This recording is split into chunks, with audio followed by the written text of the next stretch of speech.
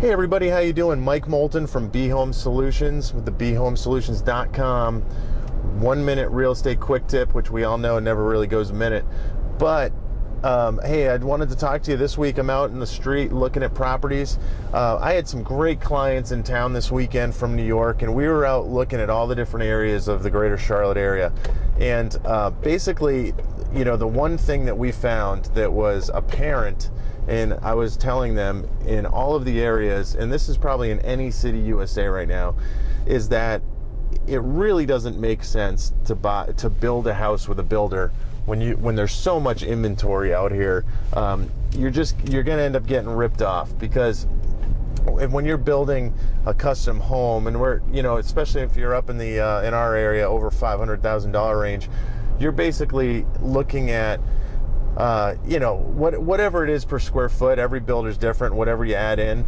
And you're going to be, for example, a house like a 5,000 square foot house may end up being $1 million. And right now, if you had $1 million, you could buy a $1.7 million house. And if you didn't want to spend $1 million, $1 million build you could buy for, I've been seeing $550, $500. Some of them are 80% finished. So you'd have to get a construction loan or finish it with cash. You can get those like 400 grand.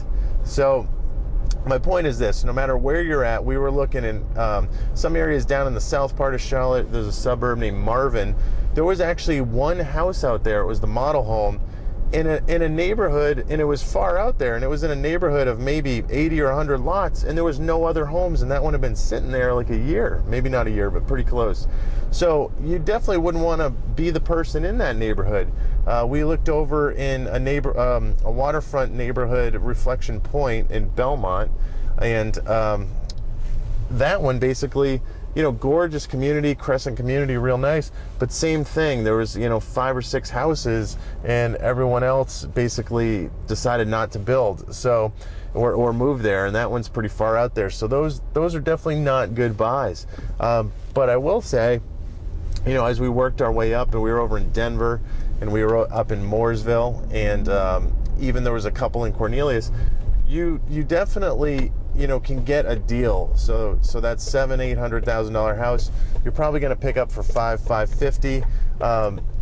And like I said, the even higher end ones, when you get up into $1 million, those are even a better value.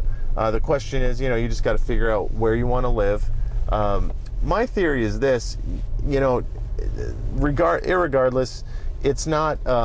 You get to the point where basically, you know, these houses that were 1.3, 1.2 million, and some people did buy and have mortgages in that range.